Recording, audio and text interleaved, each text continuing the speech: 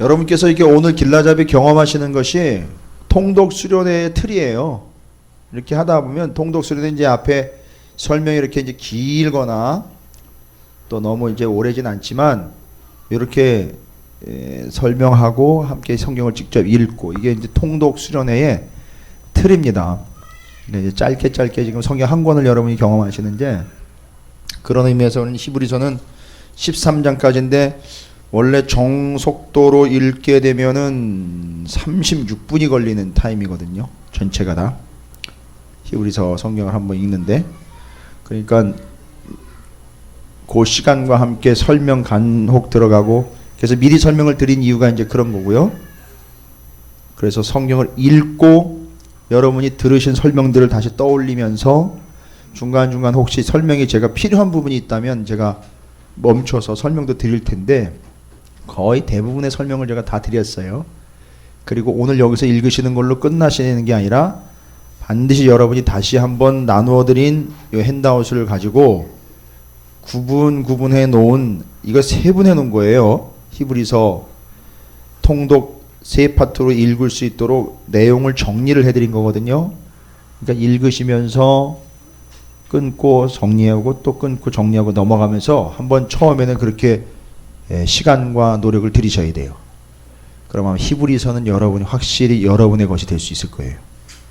그럼 여러분이 확실히 이제 다음부터는 성경을 보는 이제 눈이라든 안목이라든 이런 것들이 이제 한두 번 이렇게 저랑 같이 하다 보면 큰 도움이 될 겁니다. 아마 미리 설명을 쭉 드렸기 때문에 히브리서가 이제 앞으로 진행되면서 통독하면서 여러분께서 이제 이해하시는데 도움이 될 줄로 믿습니다. 자, 이제 다 들어오셨나요?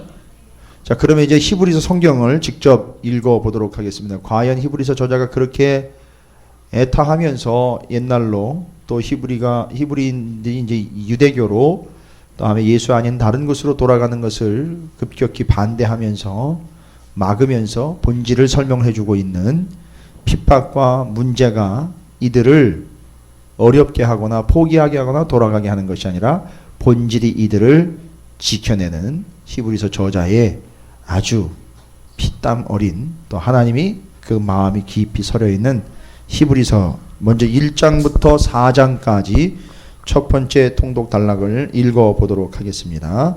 함께 읽으시기 전에 히브리서 1장부터 4장까지 그 4페이지에 두 줄로 된 요약된 것 있죠? 그거 좀 한번 읽어 보도록 하겠습니다. 시작. 오직 온전하신 예수 그리스도 하나님의 아들로서 인류 구속의 대사역을 친히 감당하신 예수님께서는 시험 받는 이들을 능히 도우실 수 있다. 아멘. 자, 듣도록 하겠습니다. 4장까지입니다.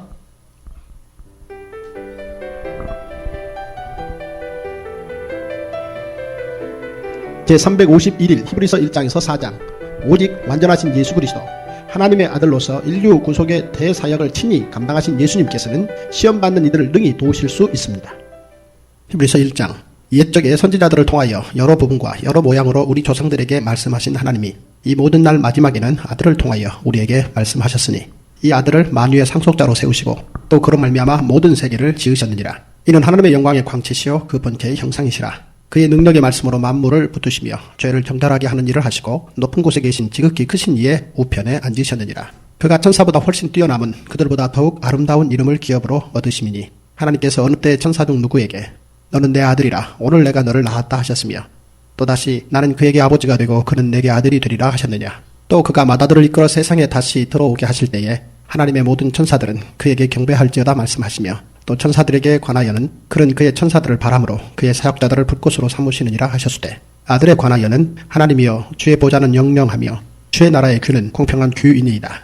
주께서 의를 사랑하시고 불법을 미워하셨으니 그러므로 하나님 곧 주의 하나님이 즐거움의 기름을 주께 부어 주를 동류들보다 뛰어나게 하셨도다 하였고 또 주여 태초에 주께서 땅에 기초를 두셨으며 하늘도 주의 손으로 지으신 바라. 그것들을 멸망할 것이나 오직 주는 영존할 것이요 그것들은 다 옷과 같이 낡아지리니 의복처럼 갈아입을 것이요 그것들은 옷과 같이 변할 것이나 주는 여전하여 연대가 다함이 없으리라 하였으나 어느 때 천사 중 누구에게 내가 내 원수로 내 발등상이 되게 하기까지 너는 내 우편에 앉아 있으라 하셨느냐. 모든 천사들은 섬기는 영으로서 구원받을 상속자들을 위하여 섬기라고 보내심이 아니냐. 히브리서 2장. 그러므로 우리는 들은 것에 더욱 유념하므로 우리가 흘러 떠내려가지 않도록 함이 마땅하니라. 천사들을 통하여 하신 말씀이 견고하게 되어 모든 범죄함과 순종하지 아니함이 공정한 보응을 받았거든. 우리가 이같이 큰 구원을 등한히 여기면 어찌 그 보응을 피하리요. 이 구원은 처음에 주로 말씀하신 바요 들은 자들이 우리에게 확증한 바니 하나님도 표적들과 기사들과 여러 가지 능력과 및 자기의 뜻을 따라 성령이 나누어 주신 것으로서 그들과 함께 증언하셨느니라. 잠깐 하나님이 멈추겠습니다. 우리가 말하는 바 장... 예. 자, 이제 지금 2장 5절 시작하기 전까지 좀 읽었는데요. 여러분 1장 그 뒷부분에 천사 이야기 나온 것 쭉 보셨죠? 아까 말씀드린 천사와 예수님 비교하는 거 읽으시면서 정리되셨죠? 그 다음에 2장 넘어오면서 율법에 대한 얘기 하는데 잘 보시면 천사들을 통하여 하신 말씀이 이게 뭐예요? 그러니까 율법이에요. 그죠? 그 율법이 견고하게 되어 모든 범죄함과 순종하지 아니함이 공정한 보응을 받았거든. 그거 안 지켰을 때 어떻게 됐다는 거죠? 벌 받았다는 얘기죠. 그죠? 그 율법 안 지켰을 때 벌 받은 거에 공정한 보응을 받았다는 거는 벌을 받았다는 거예요. 죄값을 치렀다는 거죠. 그런데 이제 그거랑 비교해요. 율법도 그렇게 안 지키면 벌을 받는데 대조가 되는 게 뭐죠 지금? 율법과는 반대로 구원인 복음이에요. 그 복음을 등한히 여기면 또 보응이라는 말이 나오죠. 그거 나중에 어떻게 감당하려고 그럽니까? 이 얘기하는 거예요 지금. 이해가 되십니까? 그러니까 지금 전체적인 히브리서의 틀을 여러분이 이해하시고 보시기 때문에 감이 딱 오시는 거예요 벌써.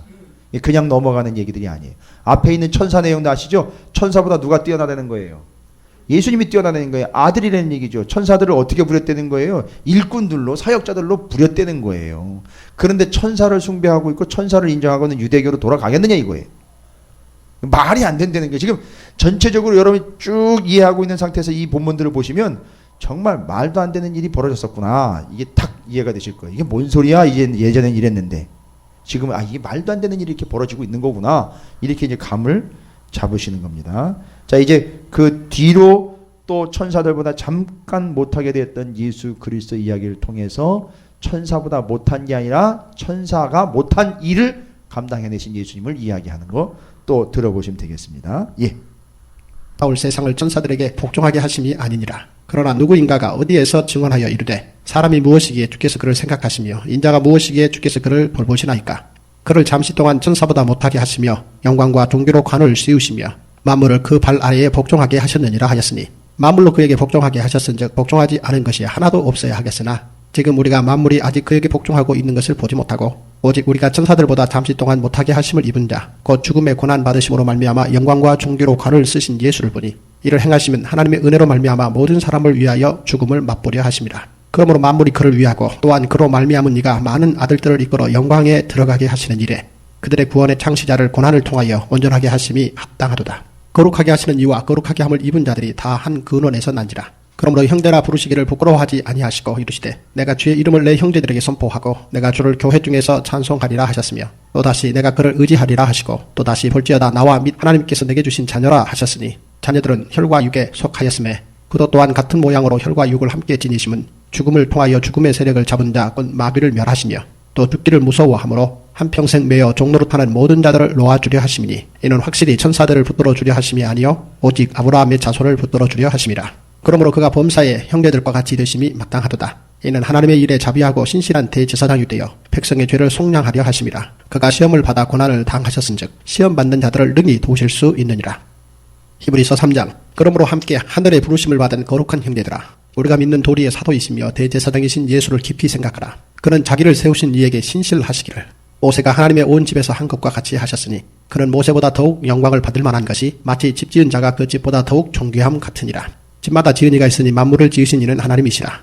또한 모세는 장래에 말할 것을 증언하기 위하여 하나님의 온 집에서 종으로서 신실하였고 그리스도는 하나님의 집을 맡은 아들로서 그와 같이 하셨으니 우리가 소망의 확신과 자랑을 끝까지 굳게 잡고 있으면 우리는 그의 집이라.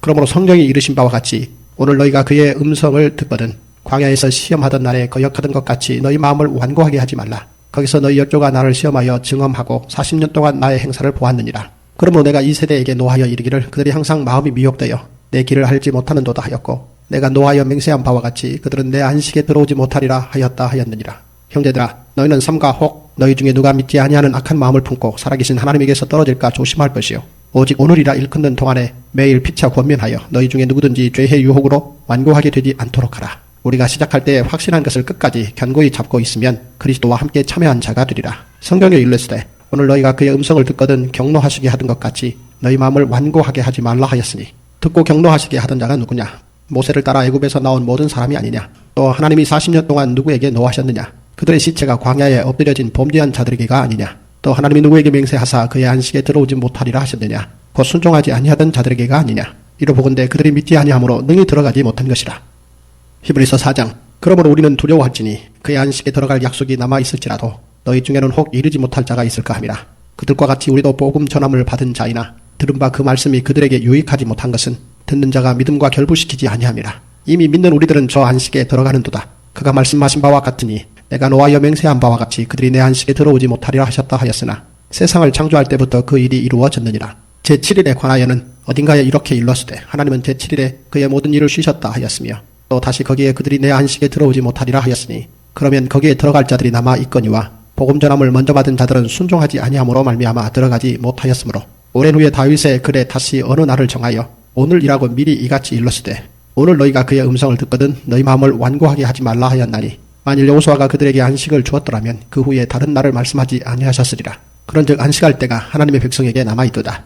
이미 그의 안식에 들어간 자는 하나님이 자기의 일을 쉬심과 같이 그도 자기의 일을 쉬느니라. 그러므로 우리가 저 안식에 들어가기를 힘쓸지니 이는 누구든지 저 순종하지 아니하는 본에 빠지지 않게 하려 함이라. 하나님의 말씀은 살아있고 활력이 있어 좌우의 날선 어떤 검보다도 예리하여 혼과 영과 및 관절과 골수를 찔러 쪼개기까지 하며 또 마음의 생각과 뜻을 판단하나니 지으신 것이 하나도 그 앞에 나타나지 않음이 없고 우리의 결사를 받으실 이의 눈앞에 만물이 벌거벗은 것 같이 드러나느니라. 그러므로 우리에게 큰 대제사장이 계시니 승천하시니 곧 하나님의 아들 예수시라. 우리가 믿는 도리를 굳게 잡을지어다. 우리에게 있는 대제사장은 우리의 연약함을 동정하지 못하실 리가 아니요 모든 일에 우리와 똑같이 시험을 받으신 이로되 죄는 없으시니라. 그러므로 우리는 긍휼하심을 받고 때를 따라 돕는 은혜를 얻기 위하여 오늘 보좌 앞에 담대히 나아갈 것이니라. 아멘. 자, 4장까지 이렇게 해서 한 번에 단락이 좀 정리가 되면서 여러분 다는 아니지만 그래도 전체적인 흐름은 여러분께서 이미 말씀으로 정리된 것들이 설명이 되고 있다라는 분위기는 눈치채셨을 거예요. 그렇죠? 그러면서 불순종했던 광야에서의 이스라엘 백성들처럼 불순종하여 그들이 불순종한 1세대가 어떻게 됐죠? 못 들어갔죠. 가나안 땅 못 들어갔다라는 걸 표현을 안 하고 뭐에 못 들어갔다 그래요? 안식에 들어가지 못했다라고 얘기를 해요. 여호수아와 안식에 관련된 거 여러분 기억나시죠?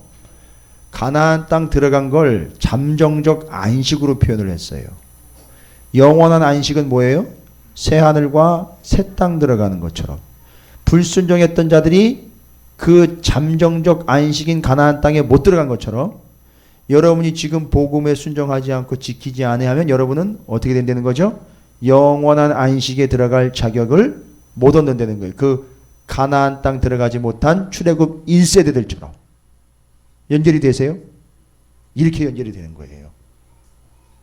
그 안식에 대한 이야기와 함께 4장으로 넘어오면서 여러분이 안식에 들어가기를 힘쓰라 여호수아와 예수님 이야기하면서 하나님의 음성을 듣고 그 음성을 따르며 말씀이 영원한 안식인 마지막 때에 들어갈 그 영원한 안식과 마지막 때 누리게 될 그 구원, 그죠?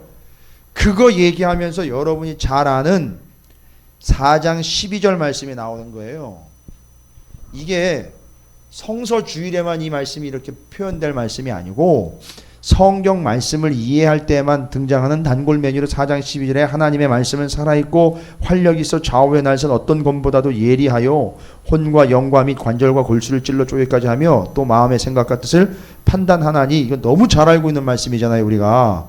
근데 이 말씀의 배경이 언제냐 하면 마지막 곧 종말론적인 생각과 관련이 되어 있는 말씀이에요 이게. 그러니까 이 말씀이 왜 이렇게 찌르고 쪼개고 칼로 나오느냐 하면 이게 심판의 말씀이라는 얘기예요. 그러니까 그냥 평상시 때 우리가 그냥 연구하는 듯 그냥 여유 있게 바라보는 성경은 어떤 의미입니까? 라고 이야기할 게 아니라 마지막 때 안식에 들어가느냐 못 들어가느냐 결국 구원을 얻느냐 못 얻느냐의 기준으로 하나님의 말씀이 제시가 된 거예요. 그러니까 이 판단, 심판, 구원이냐 멸망이냐를 가늠하는 기준으로 하나님의 칼, 검으로서 말씀이 소개가 되고 있는 거예요. 이게 종말론적인 신앙과 연결이 되어 있는 구절입니다. 이래서 이 구절이. 그래서 제가 다시 한번 이 구절은 반드시 짚고 넘어가야 하기에 말씀을 드리는 거예요. 그러면서 3장, 4장 넘어오면서 처음에 확신한 것 있죠? 처음에 받은 것 어떻게 알아요? 끝까지 붙잡고 가라는 얘기예요. 지금 뭔 얘기인지 아시겠죠? 처음 받은 거 뭐라 했습니까? 아까? 복음. 그걸 받았으면 끝까지 붙잡고 가라는 거예요. 근데 광야 생활했던 이스라엘은 끝까지 붙잡고 갔습니까? 아니요. 중간에 반역을 했단 말이에요. 끝까지 못 가서 어떻게 됐어요? 결국 끝까지 들어가지 못하고 광야에 죽었단 말이에요. 우리가 지금 그래서 끝까지 제대로 가지 못하다가 예수를 믿지 않고 여기서 죽으면 어떻게 되는 거죠? 광야에서 죽은 거나 마찬가지가 된다라는 얘기예요. 참 안식에 못 들어가는 비참한 신세가 된다. 그러니까 어떻게 예수를 놓고 옛날로 돌아가고 예수 아닌 걸 쫓아갈 수 있느냐? 처음 붙잡은 거 끝까지 붙잡고 가라. 그걸 좀 어려운 말로 썼지만 견인이라는 표현을 쓴 거예요. 견인.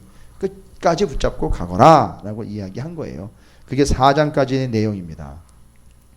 여러분 혹시 뭐 특별히 어려우신 부분이 있어요? 구절 다시 좀 봐야 되는 것들은 있겠지만 전체적인 윤곽과 흐름은 이해가 되시죠? 그렇죠? 지금 뭘 목적으로 이 이야기를 하고 있는지도 알겠죠? 이제 개념 잡히시죠? 자꾸 옛날로 돌아가고 예수를 포기하려고 하는 사람들에게 계속해서 지금 예수를 부각을 시키고 있어요. 너희들이 그렇게 우습게 여기고 돌아가려고 하는 그 예수는 이런 존재다라는 걸 계속 유대교와 비교해서 얘기를 하고 있는 거예요. 옛날 역사도 들이대면서 얘기를 하고 있는 거예요. 아주 중요한 상황입니다. 자, 이 성경을 읽어가면서 여러분이 이제 개념들을 다시 틀을 잡아갑니다. 그러니까 이제 5장부터 10장까지 요거는 시간이 조금 걸리는데 천천히 읽어가면서 제가 중간중간에 좀 혹시 끊어서 설명드릴 일이 있으면 그렇게 하도록 하겠습니다. 자, 여기도 한번 읽어보고 들어가겠습니다. 히브리서 5장부터 10장까지 설명해 놓은 두 줄 함께 읽겠습니다. 시작. 율법의 완성이신 예수님은 시공간의 한계를 지녔던 옛 언약을 완성하시고 새 언약의 주인이 되심으로써 이 땅의 모든 사람을 구원하신다. 자, 여기서 우리가 좀 먼저 생각해 볼 거는요. 조금 미리 설명을 드릴게요. 하늘 성소, 그 다음에 이 땅의 성막. 여러분 기억나시죠? 그래서 이 땅에서 성막, 또 이 땅에서의 제사장들, 이 땅에서의 제사, 이게 히브리서가 이야기하는데 여러분 히브리서가 이야기하고 있는 이 땅의 성막, 제사, 제사장들 성경에 나와 있어요. 이걸 왜 주셨느냐 하면 목적은 하나예요. 왜 성막이 필요했느냐? 사람들에게 필요한 게 아니었었어요. 누구에게 필요했죠? 하나님에게 필요하셨어요. 목적이 뭐죠? 왜 성막을 지으라 그랬습니까? 하나님께서 모세를 계속 어디로 부르셨었어요? 산으로 불렀죠. 위에 계신다는 얘기죠. 떨어져 있다는 얘기죠. 간격이 있다는 얘기죠. 하나님 마음은 어떤 마음이에요? 떨어져 지내지 않고 하나님의 백성과 어떻게 하려고요? 함께 하시길 원하시는 거예요. 그래서 뭐가 필요했죠? 성막이 필요한 거예요.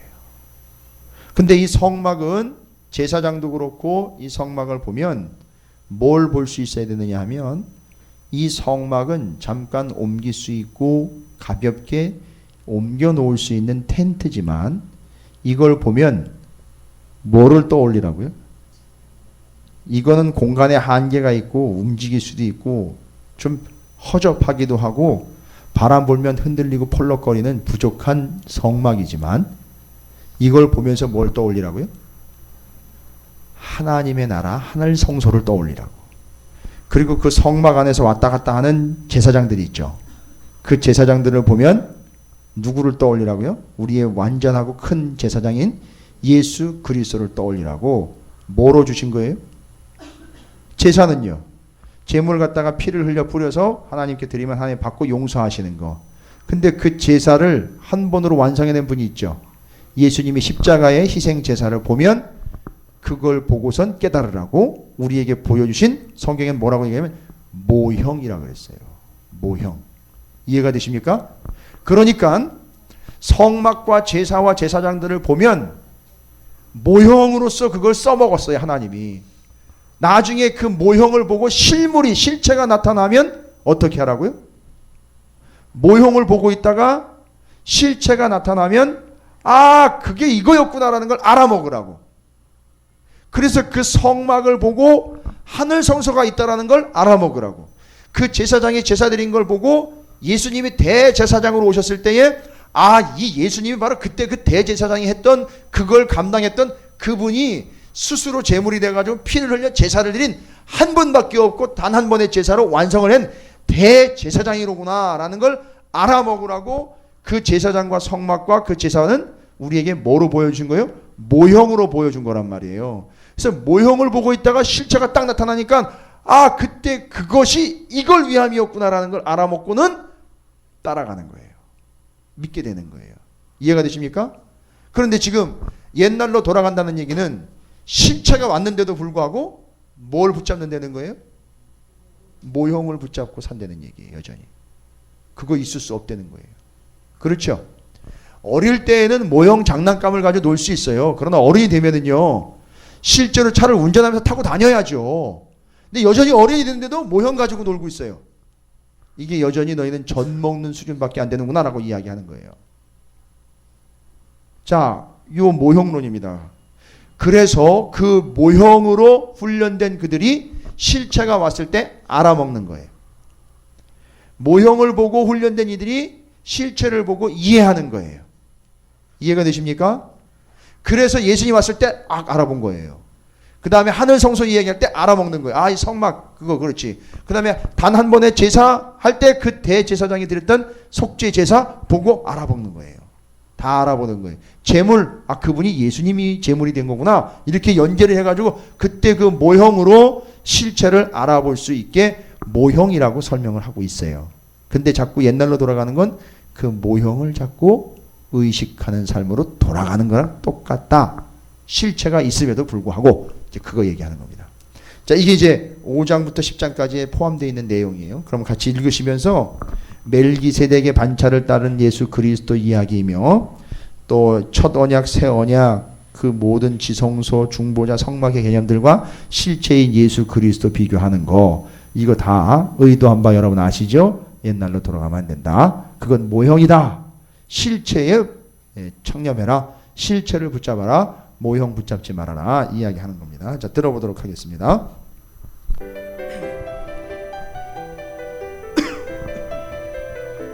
제352일 히브리서 5장에서 10장 율법의 완성이신 예수.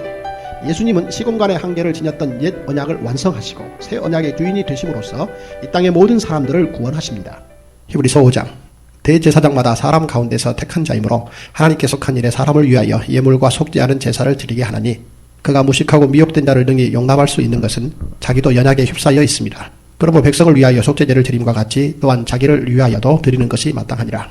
이 종기는 아무도 스스로 취하지 못하고 오직 아론과 같이 하나님의 부르심을 받은 자라야 할 것이니라. 또한 이와 같이 그리스도께서 대제사장 되심도 스스로 영광을 취하심이 아니요 오직 말씀하신 이가 그에게 이르시되 너는 내 아들이니 내가 오늘 너를 낳았다 하셨고 또한 이와 같이 다른 데서 말씀하시되 내가 영원히 멜기세덱의 반차를 따르는 제사장이라 하셨으니 그는 육체에 계실 때에 자기를 죽음에서 능히 구원하실 이에게 심한 통곡과 눈물로 간구와 소원을 올렸고 그의 경건하심으로 말미암아 들으심을 얻었느니라. 그가 아들이시면서도 받으신 고난으로 순종함을 배워서 온전하게 되셨은즉 자기에게 순종하는 모든 자에게 영원한 구원의 근원이 되시고 하나님께 멜기세덱의 반차를 따른 대제사장이라 칭하심을 받으셨느니라.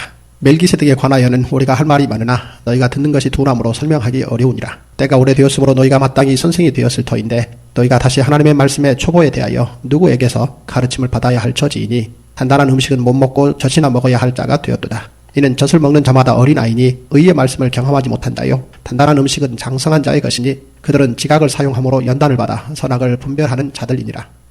히브리서 6장 그러므로 우리가 그리스도의 도의 초보를 버리고 죽은 행실을 회개함과 하나님께 대한 신앙과 세례들과 안수와 죽은 자의 부활과 영원한 심판에 관한 교훈의 털을 다시 닦지 말고 완전한 대로 나아갈지니라. 하나님께서 허락하시면 우리가 이것을 하리라. 한번 빛을 받고 하늘의 은사를 맛보고 성령에 참여한 바 되고 하나님의 선한 말씀과 내세의 능력을 맛보고도 타락한 자들은 다시 새롭게 하여 회개하게 할 수 없나니 이런 그들이 하나님의 아들을 다시 십자가에 못 박아 드러내놓고 욕되게 합니다.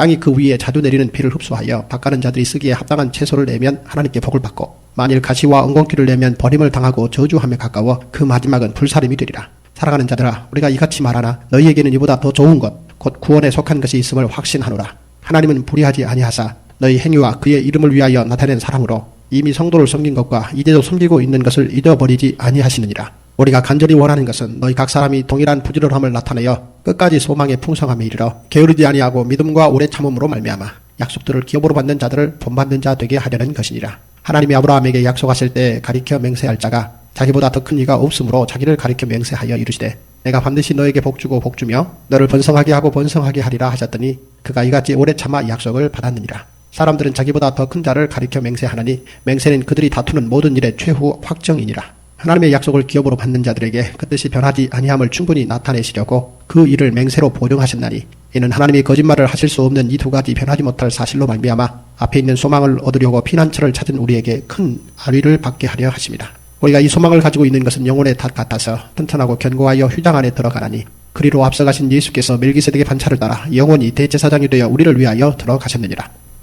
히브리서 7장. 이 멜기세덱은 살렘 왕이요 지극히 높으신 하나님의 제사장이라. 여러 왕을 쳐서 죽이고 돌아오는 아브라함을 만나 복을 빈 자라. 아브라함이 모든 것의 10분의 1을 그에게 나누어 주니라. 그 이름을 해석하면 먼저는 의의 왕이요 그 다음은 살렘 왕이니 곧 평강의 왕이요 아버지도 없고 어머니도 없고 족보도 없고 시작한 날도 없고 생명의 끝도 없어 하나님의 아들과 닮아서 항상 제사장으로 있느니라. 이 사람이 얼마나 높은가를 생각해보라. 조상 아브라함도 노량물 중 10분의 1을 그에게 주었느니라. 레위의 아들들 가운데 제사장의 직분을 받은 자들은 율법을 따라 아브라함의 허리에서 난 자라도 자기 형제인 백성에게서 10분의 1을 취하하라는 명령을 받았으나 레위 족보에 들지 아니한 멜기세덱은 아브라함에게서 10분의 1을 취하고 약속을 받은 그를 위하여 복을 빌었나니 논란의 여지 없이 낮은 자가 높은 자에게서 축복을 받느니라. 또 여기는 죽은 자들이 10분의 1을 받으나 저기는 산다고 증거를 얻은 자가 받았느니라. 또한 10분의 1을 받는 레위도 아브라함으로 말미암아 10분의 1을 바쳤다고 할 수 있나니 이는 멜기세덱이 아브라함을 만날 때에 레위는 이미 자기 조상의 허리에 있었습니다.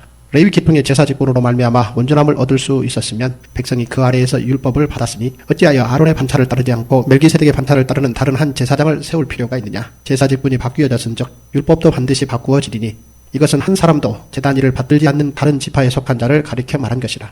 우리 주께서는 유다로부터 나신 것이 분명하도다. 이 지파에는 모세가 제사장들에 관하여 말한 것이 하나도 없고 멜기세덱과 같은 별다른 한 제사장이 일어난 것을 보니 더욱 분명하도다. 그는 육신에 속한 한 계명의 법을 따르지 아니하고 오직 불멸의 생명의 능력을 따라 뛰었으니 증언하기를 내가 영원히 멜기세덱의 반차를 따르는 제사장이라 하였도다. 전에 있던 계명은 연약하고 무익함으로 패하고 율법은 아무것도 온전하게 못할지라. 이에 더 좋은 소망이 생기니 이것으로 우리가 하나님께 가까이 가느니라. 또 예수께서 제사장이 되신 것은 맹세 없이 된 것이 아니니 그들은 맹세 없이 제사장이 되었으되 오직 예수는 자기에게 말씀하신 이로 말미암아 맹세로 되신 것이라. 주께서 맹세하시고 뉘우치지 아니하시리니 내가 영원히 제사장이라 하셨도다. 이와 같이 예수는 더 좋은 언약의 보증이 되셨느니라. 제사장 된 그들의 수요가 많은 것은 죽음으로 말미암아 항상 있지 못함이로되 예수는 영원히 계심으로 그 제사장 직분도 갈리지 아니하느니라. 그러므로 자기를 힘입어 하나님께 나아가는 자들을 온전히 구원하실 수 있으니 이는 그가 항상 살아계셔서 그들을 위하여 간구하십니다. 이러한 대제사장은 우리에게 합당하니 거룩하고 악이 없고 더러움이 없고 죄인에게서 떠나 계시고 하늘보다 높이 되시니라. 그는 저 대제사장들이 먼저 자기 죄를 위하고 다음에 백성의 죄를 위하여 날마다 제사 드리는 것과 같이 할 필요가 없으니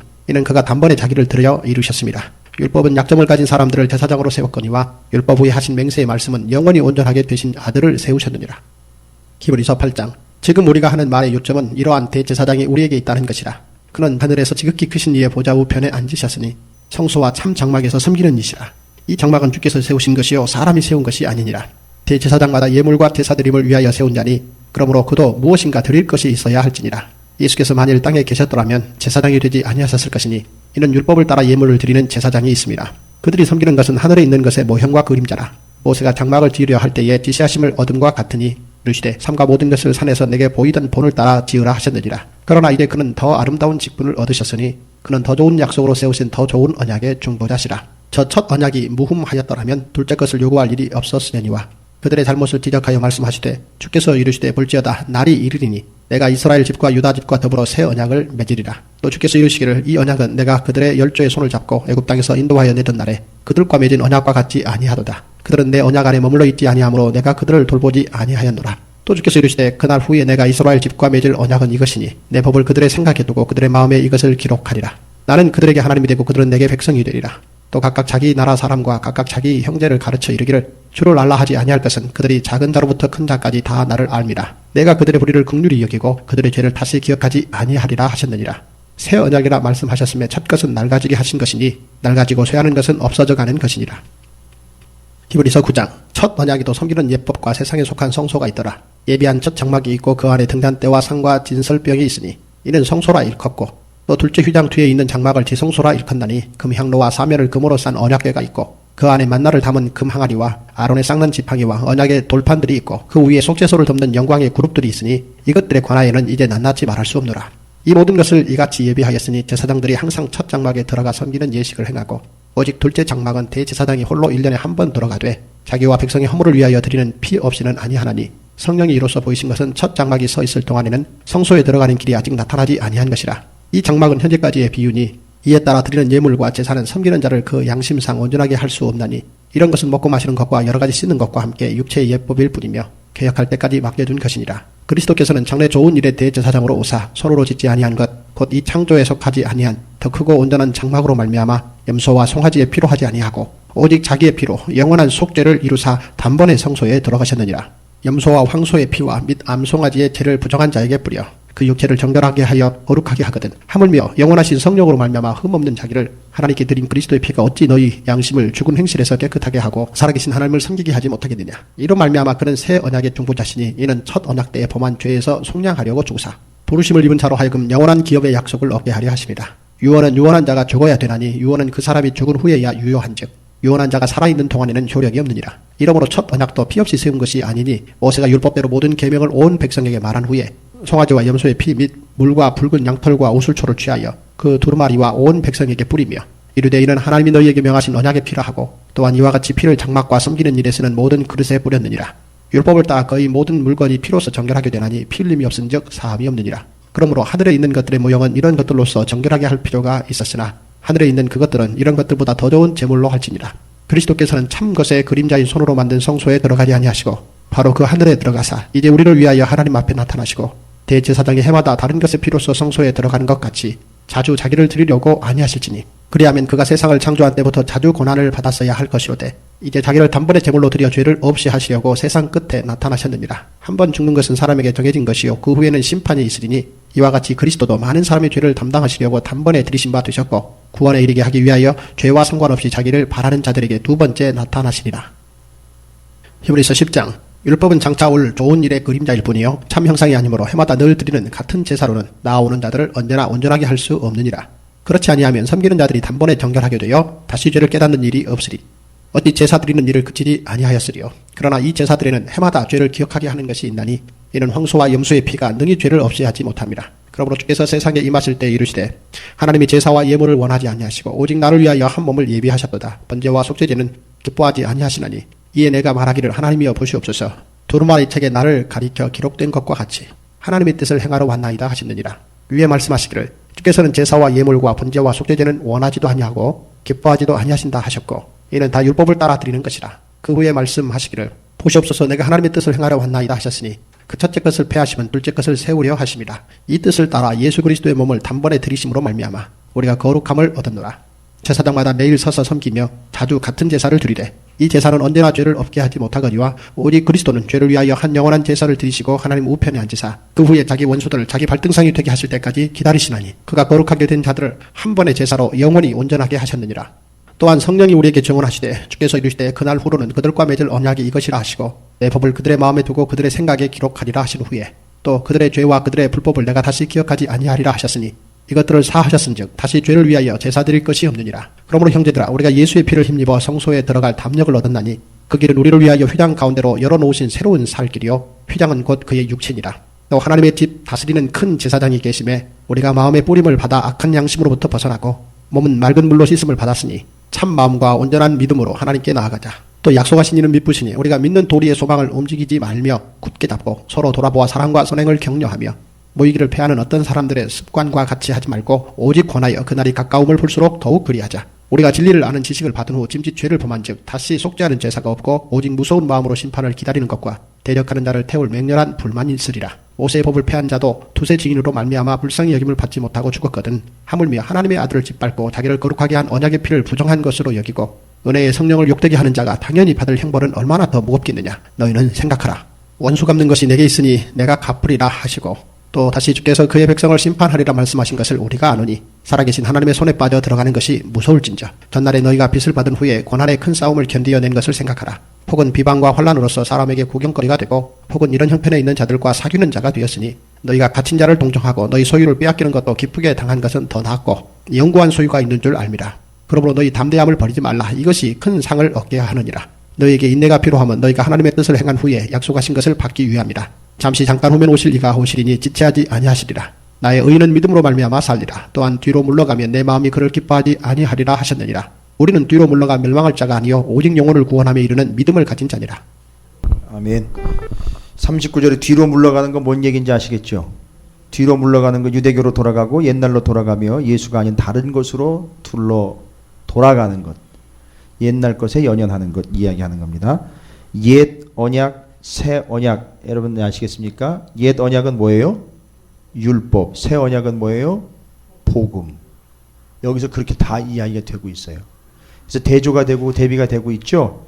옛날에 모세의 율법을 범하면 두세 증인이 그걸 범했다라는 증인으로 세우면 그거 법에 의해서 처결되는 거 아시죠? 여기 10장에서 읽으신 거예요. 뒷부분에. 모세의 법을 어긴 모세의 법을 폐한 자도 28절이에요.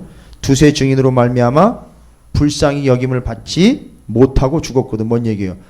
범죄한 거예요. 율법을 범했는데 두세 증인이 그걸 확인해 주면 그걸 율법을 범한 걸로 쳐서 어떻게 해요? 처단해 버리는 거예요. 죽여 버리는 거예요. 그런데 하물며 그 옛법도 그렇게 해서 처벌을 받는데 새법, 복음, 여러분 무섭게 듣지 마시고요. 이거 명확성이에요.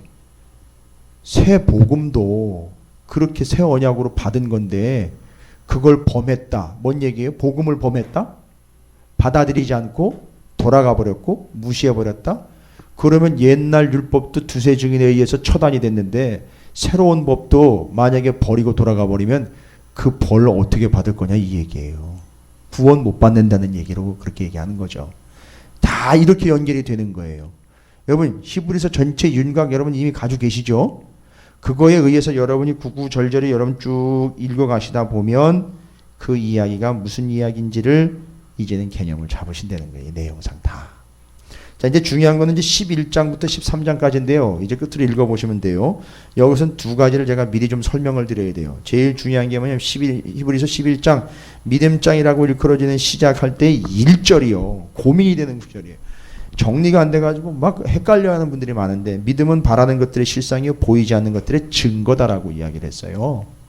그 다음에 여러분이 이제 13장에 다시 옛날로 돌아가면 안 됩니다라는 걸 하려고 13장 13절을 여러분이 이제 익숙한 구절이긴 한데 바로 이런 배경에서 나온 거죠.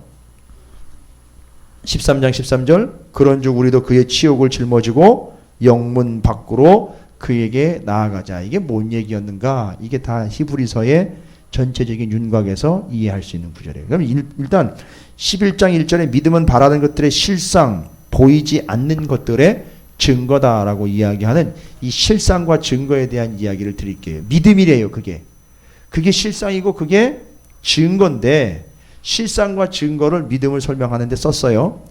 그러니까 이거 자체 가지고는요 헬라어도 어려워가지고 설명해야 돼. 그러니까 히브리서 저자는 이미 다 개념을 알고 있긴 한 개념인데 철학적인 개념이기 때문에 우리가 어려운 거예요. 그러면 조금 제가 설명이 좀 필요한 거예요. 믿음이 뭐냐? 자, 일단 정리를 한번 차분히 해볼게요. 믿음은 바라는 것들의 실상이래요. 믿음은 두 번째 보이지 않는 것의 증거래요. 여러분 그러면 이거를 이해를 좀 하셔야 돼요. 헬라 철학적으로 이해를 해야 돼요. 오늘날도 좀 논리적으로 이해를 해야 돼요. 그러면 바라는 것이라는 건 지금 현재 거예요? 아니면 미래 거예요? 미래죠. 시간적인 개념이죠. 그죠?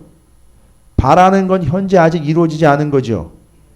그럼 뭔 얘기예요? 미래에 분명히 이루어질 거라는 시간적인 개념으로 그 이후에 미래의 언제 시점에는 그것이 이루어진다라고 믿고 있는 거잖아요. 그죠? 그걸 실상이라고 이야기를 했어요. 자, 그럼 요건 이제 시간적인 거고요.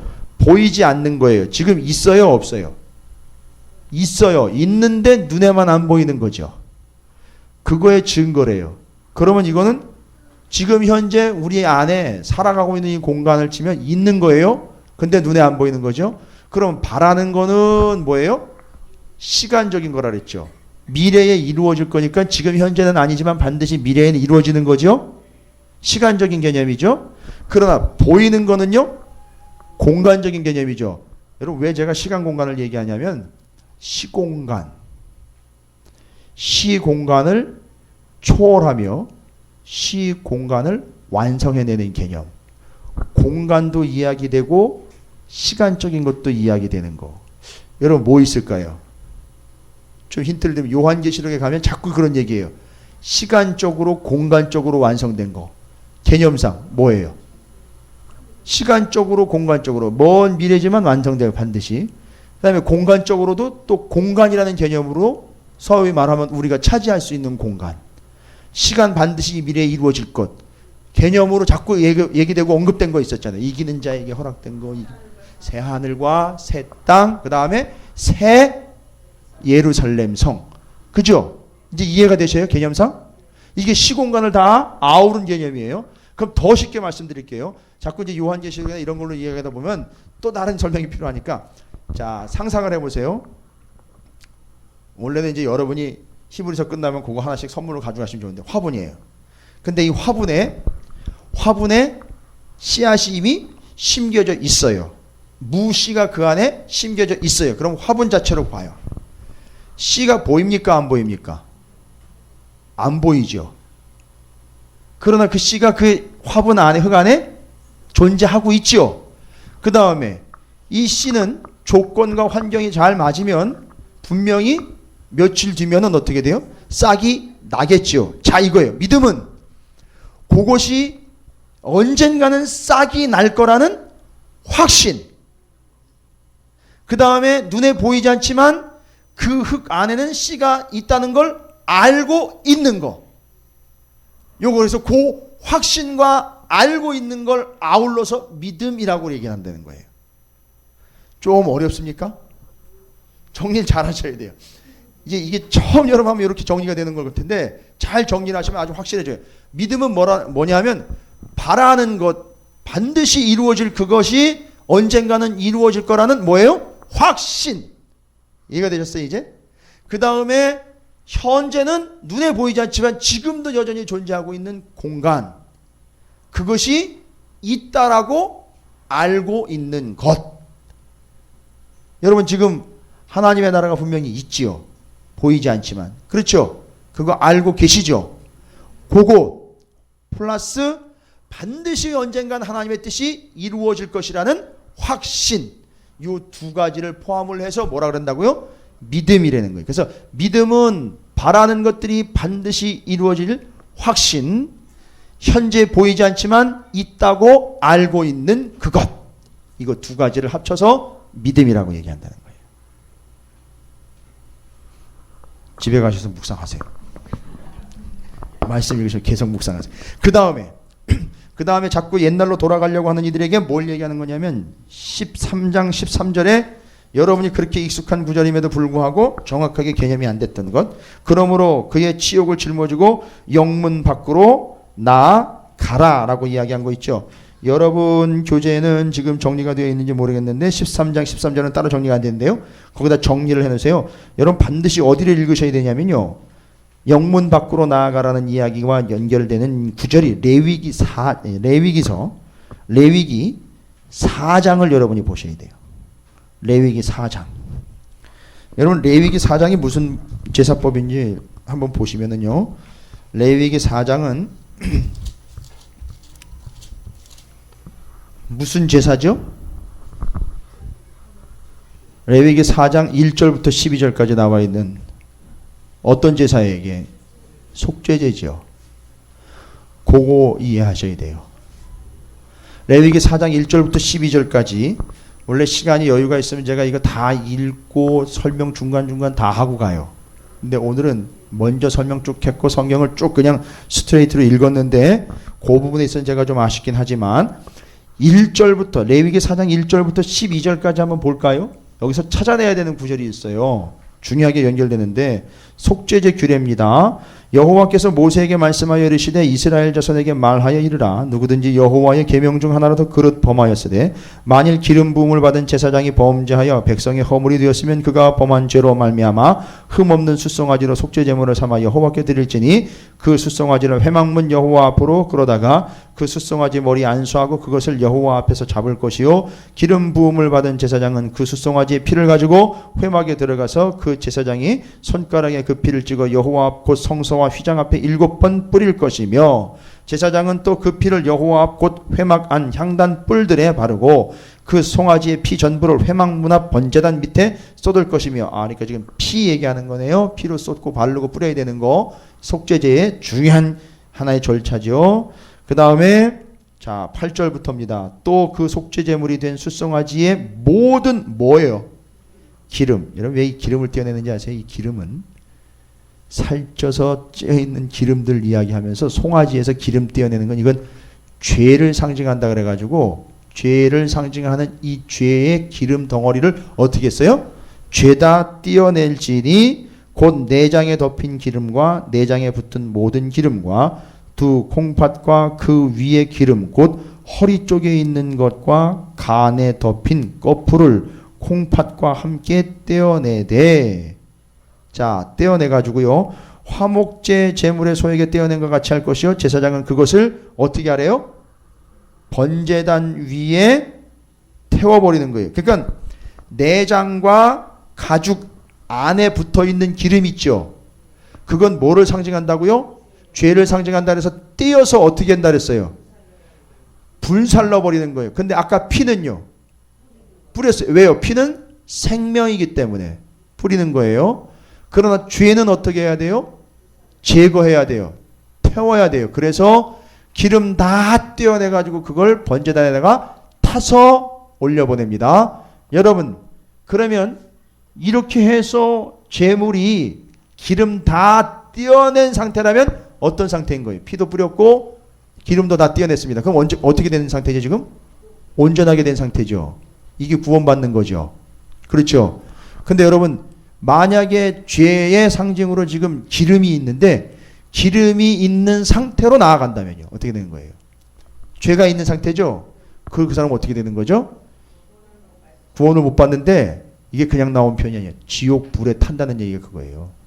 떼어내서 죄를 태워버려야 사는데 죄를 지닌 채로 나아가면 어떻게 된다고요? 통째로 불에 타는 존재가 돼버린다는 거예요. 죄값으로. 이해가 되세요? 요걸 모형적으로 설명을 드린 거예요. 예표로 설명을 드린 거예요. 그래서 지옥 불에 탄다는 이야기가 모르겠어요. 어떻게 이렇게 해서 그 얘기했는지 모르겠지만 개념상으로 보면 이 속죄제 제물 제사법과 연결하면 그런 식인 거예요. 죄의 기름덩어리를 가진 채로면 지옥불에 그냥 존재 자체가 타버릴 수밖에 없어요. 그러나 그러기 전에 어떻게 하면 돼요? 죄의 기름을 떼어내서 태워버려야 된다는 얘기예요. 이해가 되시죠? 근데 지금 그걸 지금 제가 집중하는 게 아니라 그리고 그 떼어내서 태우고 남은 고기들 있죠.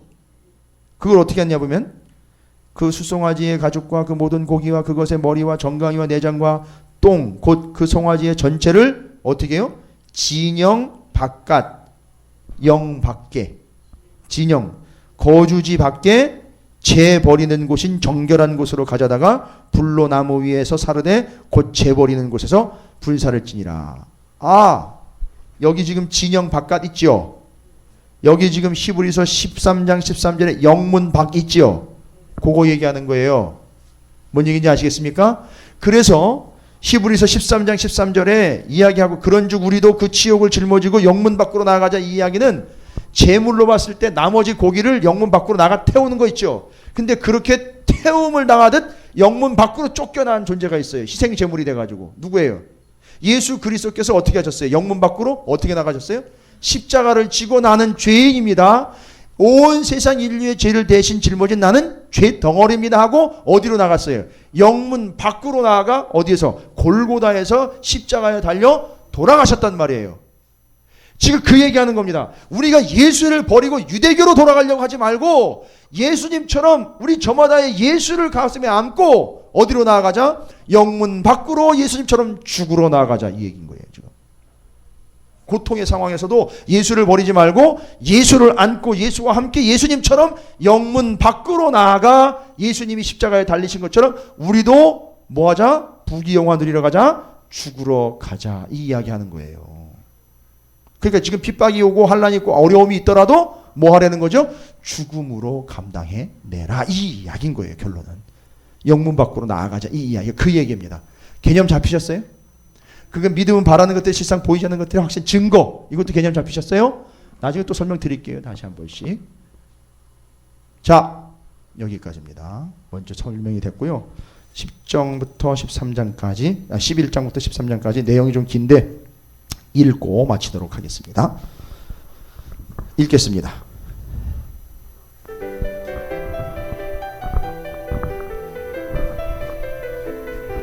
제353일 히브리서 1장에서 13장 삶으로 증거되어야 할 이름 예수.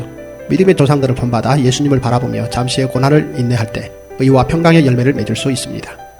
히브리서 11장 믿음은 바라는 것들의 실상이요 보이지 않는 것들의 증거니 선진들이 이로써 증거를 얻었느니라. 믿음으로 모든 세계가 하나님의 말씀으로 지어진 줄을 우리가 아나니 보이는 것은 나타난 것으로 말미암아 된 것이 아니니라. 믿음으로 아벨은 가인보다 더 나은 제사를 하나님께 드림으로 의로운 자라 하시는 증거를 얻었으니 하나님이 그 예물에 대하여 증언하심이라. 그가 죽었으나 그 믿음으로써 지금도 말하느니라.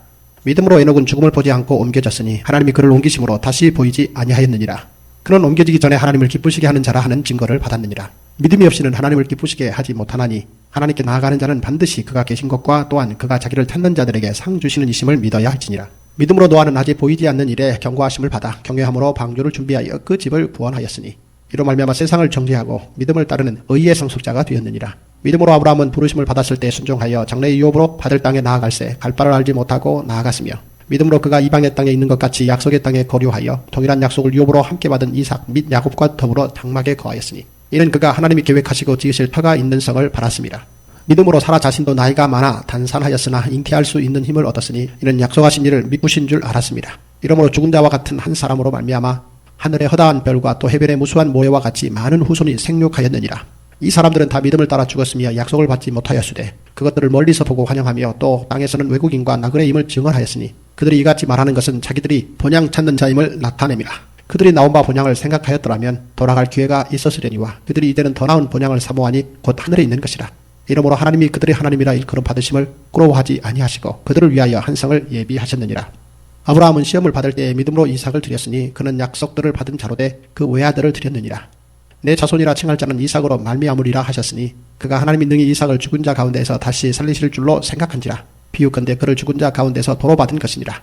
믿음으로 이삭은 장차 있을 일에 대하여 야곱과 에서에게 축복하였으며 믿음으로 야곱은 죽을 때에 요셉의 각 아들에게 축복하고 그 지팡이 머리에 의지하여 경배하였으며 믿음으로 요셉은 임종시에 이스라엘 자손들이 떠날 것을 말하고 또 자기 뼈를 위하여 명하였으며 믿음으로 모세가 났을 때에 그 부모가 아름다운 아이임을 보고 석 달 동안 숨겨 왕의 명령을 무서워하지 아니하였으며 믿음으로 모세는 장성하여 바로의 공주의 아들이라 칭함 받기를 거절하고 도리어 하나님의 백성과 함께 고난 받기를 잠시 죄악의 낙을 누리는 것보다 더 좋아하고 그리스도를 위하여 받는 수모를 애굽의 모든 보화보다 더 큰 짐물로 여겼으니 이는 상주심을 바라봅니다.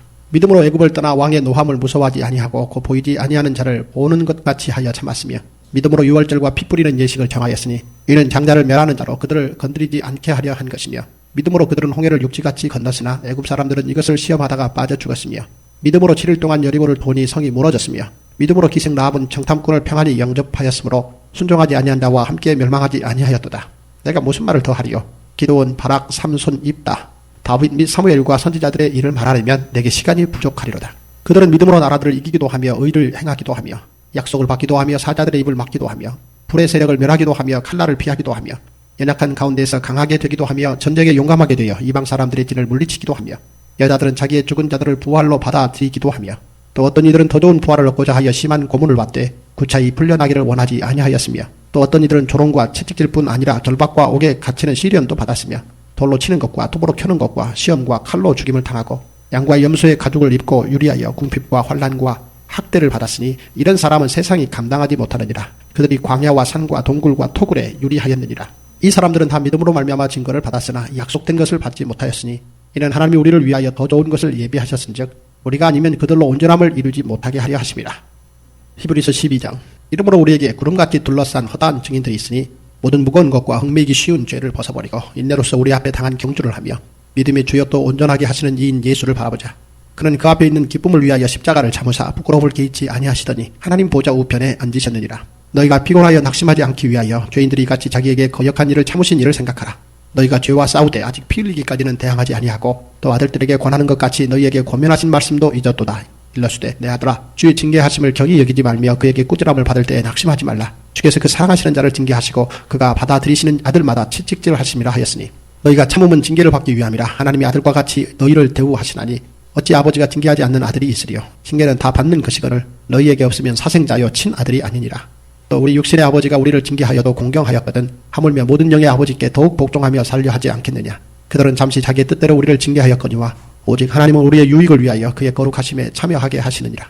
우리 징계가 당시에는 즐거워 보이지 않고 슬퍼 보이나 후에 그로 말미암아 연단받은 자들은 의와 평강의 열매를 맺느니라.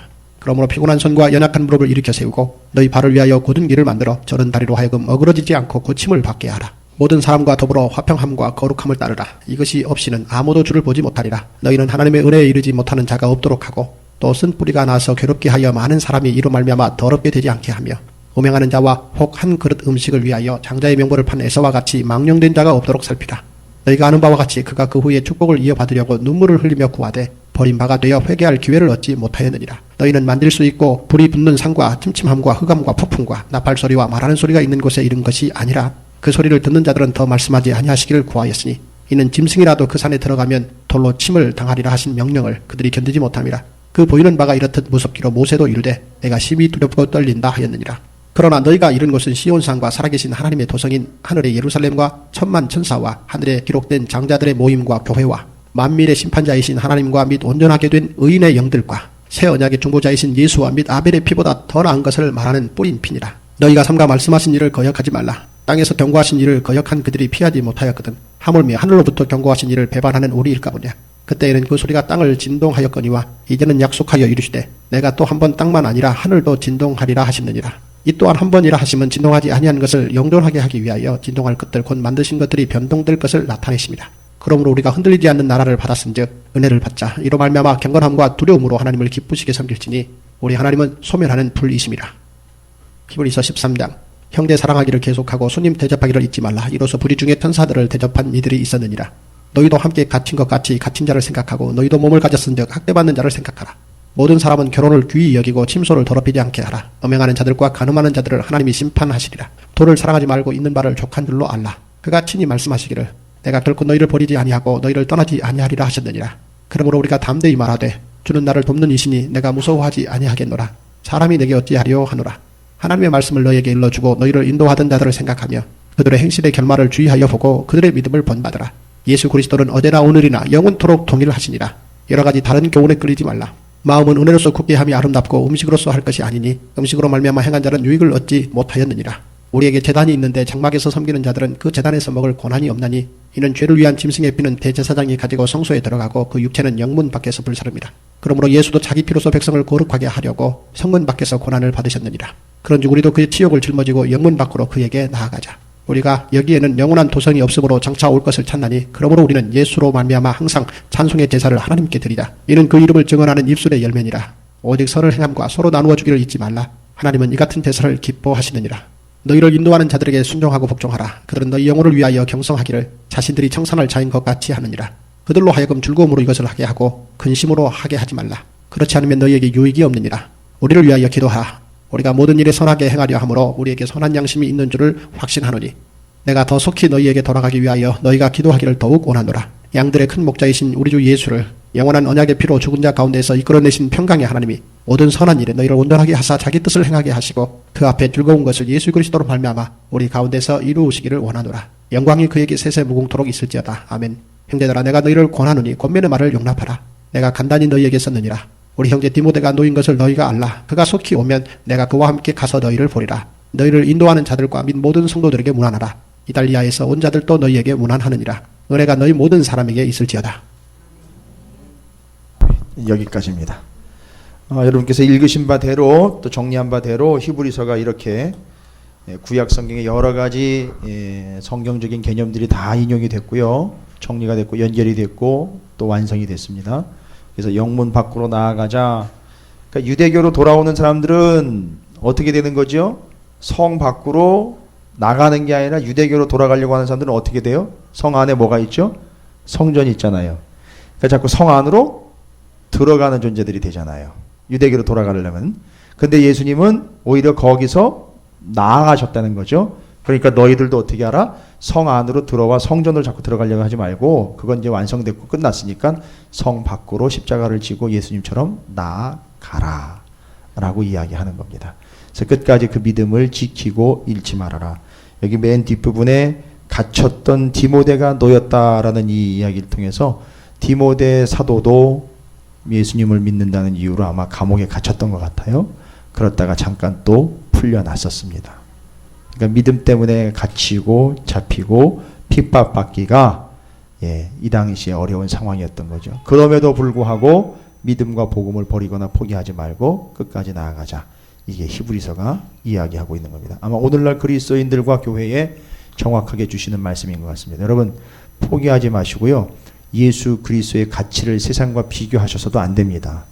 세상이 주고 있는 것들과 요구하고 있는 것들과 유혹하고 미혹하는 것들 때문에 예수를 버린다거나 복음을 등한시하거나 가치와 말씀을 외면하는 일이 없기를 주님의 이름으로 부탁을 드립니다. 기도하겠습니다. 하나님 감사합니다. 오늘 히브리서를 통해서 믿음의 본질과 또 우리가 그 받은 바 처음 주 예수 그리스도를 통한 복음이 얼마나 소중하며 생명과 구원인지를 깨닫게 하심을 감사드립니다. 이제 오늘날 시대는 물론이거니와 그 당시가 그랬던 것처럼 어려움과 유혹과 핍박들과 또 조롱들과 또 유혹들 때문에 자꾸 세상으로 예수 아닌 것과 복음 아닌 것들로 눈길을 돌리는 세대가 됐습니다. 심지어 교회 안에서도 성도들조차도 예수님 외에 다른 것에 초점을 맞추려고 하는 이 패역한 세대 속에서 오직 변함없는 복음 생명을 붙잡고 끝까지 주님을 따르는 우리의 삶이 되게 하시고 믿음을 지켜내는 튼튼하고도 견실한 믿음의 백성들 되게 해 주시옵소서.